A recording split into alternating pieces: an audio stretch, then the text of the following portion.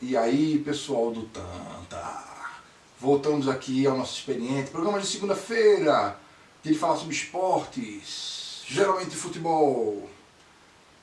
Ó, não terminou ainda, então a gente vai falar sobre surf de novo, tá? O pessoal gostou, o pessoal pediu, tá rolando pipeline, a final aí do Campeonato de Surf Mundial. Tem próximo programa, hein? Pode me cobrar aí, vai ser um programa aí sobre o Campeonato de Surf 2019 da WSL, antigo WCT, né? Então hoje a gente vai falar de novo sobre futebol, como vocês sabem, é o tópico preferido aqui do canal de esporte, dos programas de esporte do nosso canal. Então, eu estou falando assim, meio assim, porque ontem a gente preparou o programa de amanhã, terça-feira, com o Silvério Pessoa, e ele fala gesticulando, com aquele jeito próprio e fantástico dele. Então, mas é o seguinte, o programa hoje é sobre esportes, futebol, Campeonato Brasileiro, Série A! Eita! A gente falou da 4ª divisão, a gente falou do especialíssimo campeonato da 3ª divisão, teve um campeão muito vistoso, a gente falou sobre a Série B no último programa e hoje chegou finalmente um dos programas, a gente vai fazer mais de um, para a gente analisar bem direitinho o que foi esse Campeonato Brasileiro da Série A. Ok, pessoal? Então a gente assim engloba todos os campeonatos oficiais do torneio hoje, que é o brasileiro, felizmente organizado em 4 divisões, né? Já foi bagunçado com taça de prata, taça de ouro, isso ficou no passado. Em uma fórmula por ano. Então, nessa história dos pontos corridos, a gente vai fazer algumas abordagens sobre esse campeonato, usando o campeonato 2019, o campeonato presente, né, que acabou de acabar, como instrumento, como ferramenta principal. Agora, hoje a gente vai fazer o primeiro desses programas sobre a Série A, sobre o campeonato da 1ª divisão, Brasileirão, e a gente vai se resumir a um aspecto, que é o rebaixamento de 2 times inéditos. 2 times que nunca tinham sido rebaixados. Mas, Nandazé, por que você vai começar o primeiro programa do Campeonato Brasileiro falando sobre rebaixamento? É a coisa menos importante. Tem que falar sobre o campeão. Tem que falar sobre as vagas da Libertadores. Eu concordo com vocês. Mas como a gente veio tratando desde a 4ª divisão até a 1ª, é natural que o assunto que tem a ver com a 2ª divisão, com a Série B que a gente tratou no último programa, seja os 4 rebaixados, né? E esse destaque, temos aí 2 times que nunca foram rebaixados da 1ª divisão. A Chapecoense foi primeiro e o Cruzeiro, né? O que a gente vai falar hoje? Por que a gente vai se restringir a esse assunto hoje? Porque é o seguinte, a coisa que mais me preocupou com o rebaixamento, a gente vai falar da parte de futebol, a gente vai falar da parte dentro de campo, mas o que é sintomático nesse assunto é o extracampo, né? Afinal de contas, como vocês sabem, a Chapecoense acompanhou uma onda de ponto de retorno no futebol catarinense. A gente já começou a tratar disso nos últimos programas, né, que subitamente, alguns anos atrás, alguns campeonatos tinha mais representantes de Santa Catarina do que do Rio de Janeiro. E que se não fosse pelo Criciúma ter caído no ano anterior, teríamos mais representantes de Santa Catarina do que qualquer outro estado brasileiro. Vencendo, né, cravando a bandeira de Santa Catarina lindamente no meio do eixo Rio-São Paulo, que é dominante na 1ª divisão desde sempre, né? Tanto que dos times remanescentes que nunca caíram da 1ª divisão, tem 2 paulistas e um carioca. O carioca foi campeão esse ano. Então assim, Fluminense, né? Um time fluminense, não o Fluminense. Então assim, nós temos aí a Chapecoense, a exemplo de todos os outros times catarinenses.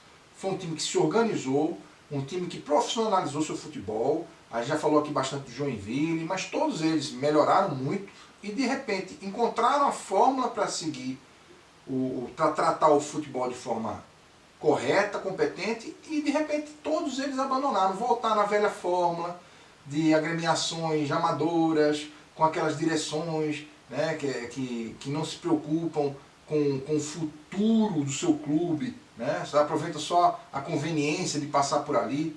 Eu não vou acusar ninguém de corrupção, né, de percepção ilícita de valores, mas A impressão é que existe, com certeza, uma coisa para garantir é que houve falta de compromisso com a linha do tempo do clube, né? Foi só para aquele momento ali. Aí aquelas coisas de se endividar, de fazer contratação maluca, de dar respostas e soluções triviais e muito rápidas, e deu no que deu. O futebol catarinense atingiu o pico, parece muito com a economia do Brasil, né?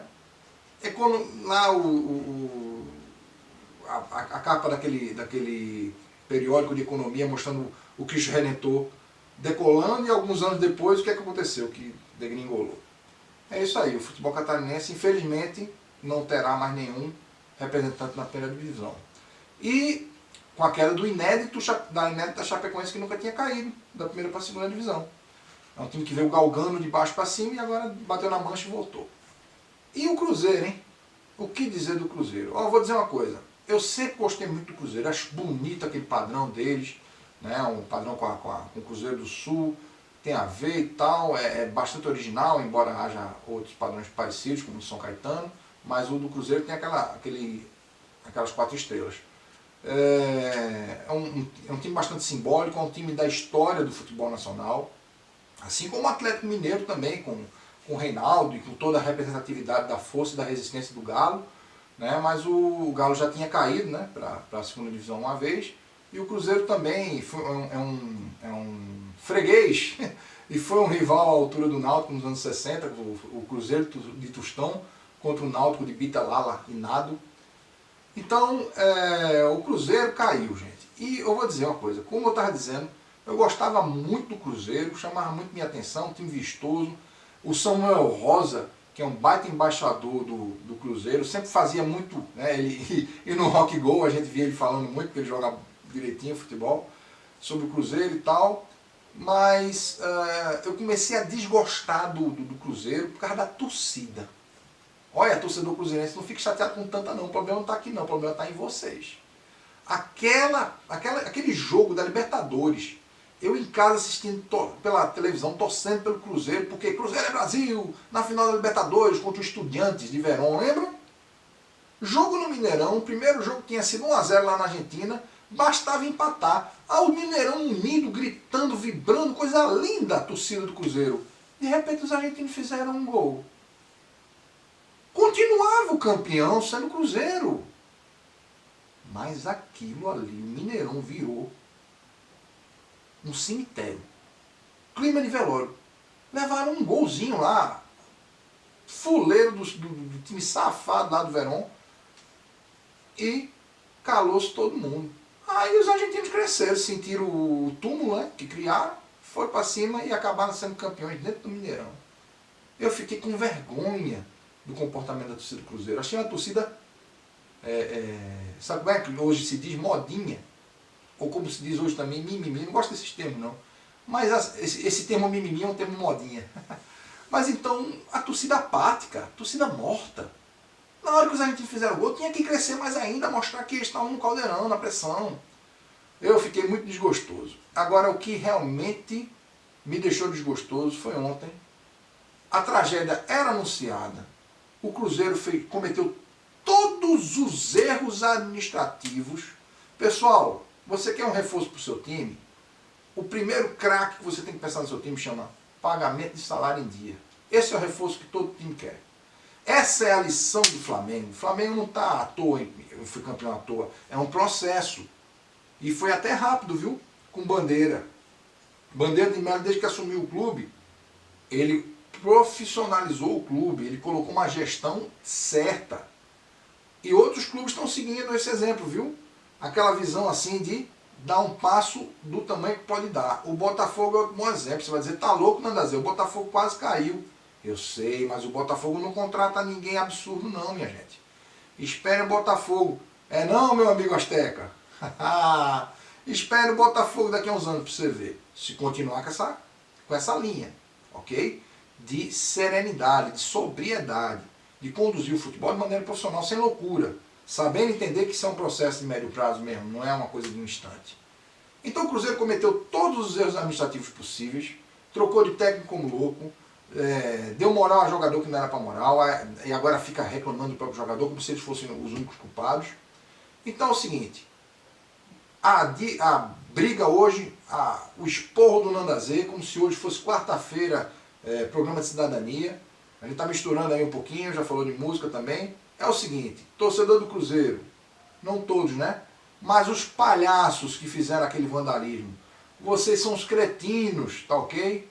Tragédia anunciada, não teve surpresa nenhuma no rebaixamento do Cruzeiro, para vocês depredarem o Estado, que é público.